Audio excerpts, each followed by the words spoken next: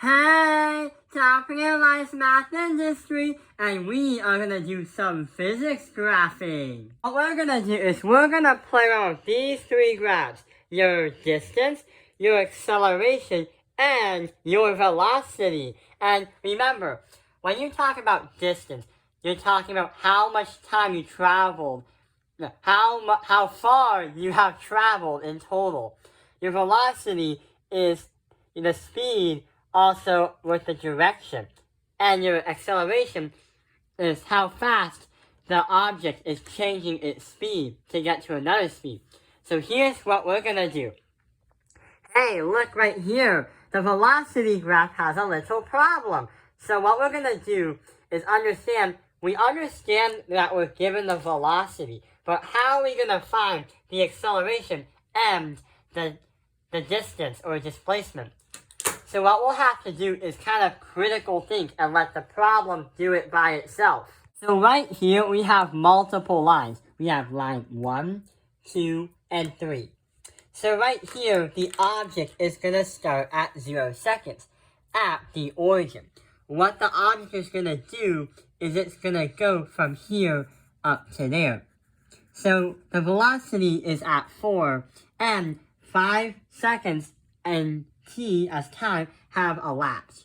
So how are we gonna understand what happened from here to there?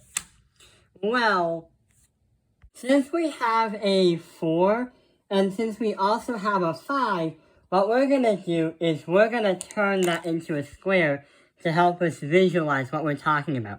So here's the 4 and 5. We understand that the slope of this line is gonna be something. So if 5 seconds has elapsed and 4, and it's already been from 0, we're going to calculate the box from here. And we're going to put that on our distance graph. So here's what's going to happen.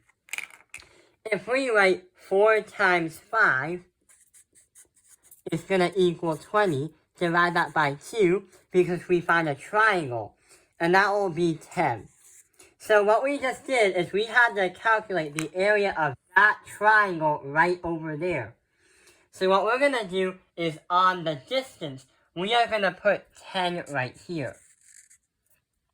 And we're going to mark it right here. So what has happened is since we have the velocity go like that, and it's changing constantly, positively, the object is going to go away from its origin. So if that is 10, what's going to happen is it's going to go like this. So we're going to put 10 right there. On to the next line.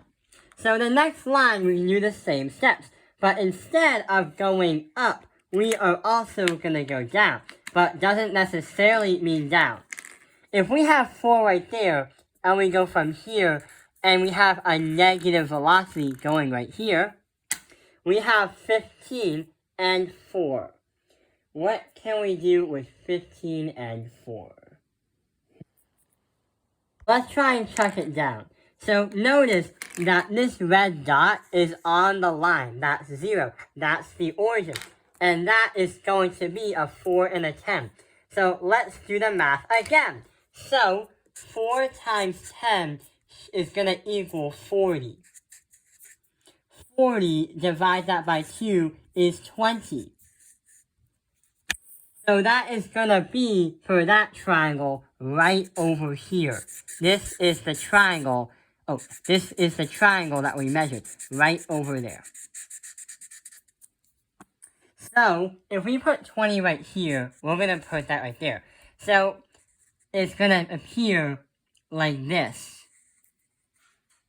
Well, that's because even though we have a negative velocity, it doesn't actually mean that we're actually going backwards. The object is still going to go away from the origin, but it's going to slow down as it continues moving forward. So now we hit the peak. Let's try and calculate from here to there. So when we do that, we're going to get the same answer. So we can see that this is 5 seconds here, and there's 5 seconds right there. So that is going to be the same. So since we are going down, if that's the origin, that's 0, and the line is going to be below 0, it's going to be a negative velocity.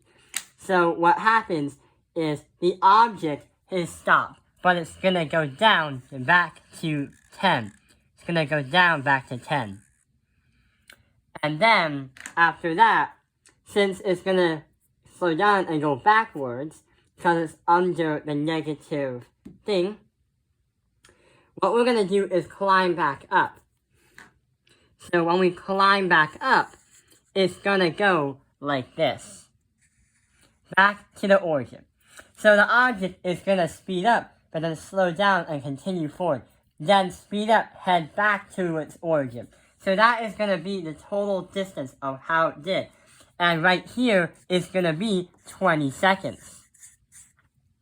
Right here is going to be 10 seconds. Because it hit the origin when it come back for the velocity. But let's take a look at the acceleration. So we don't need to use the distance graph. We're going to use the acceleration graph. So here is what's going to happen. We are going to do the thing again, but instead we're going to understand acceleration. So there won't be a lot of squiggly lines. So we have 4 and a 5. Just like we made that box and calculated the area of that triangle, what we have to do is do 4 divided by 5. So when you do 4 divided by 5, you should be able to get 0.8. So we're going to put 0.8 as the acceleration right there. And we're going to make a line right here, all the way to 5 seconds. We divide by 4 and 10, we are going to get 0.4. So we're going to go from here to 0.4. And that is going to be 10 seconds. 4 divided by 15, then we can expand it to 15 seconds, because that's when it has the same slope. And for 20 seconds, we're going to say 0.8 again, because that's what the graph looked like. And that is how we get 0.8. And that is how we explain understanding physics graphing. So yeah, it is very confusing, but it does make sense once you practice.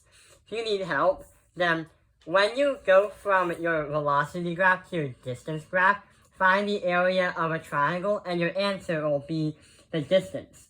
When you go to your acceleration graph, divide y by x to understand your acceleration. So here's what's going to happen. We know that we have velocity, right?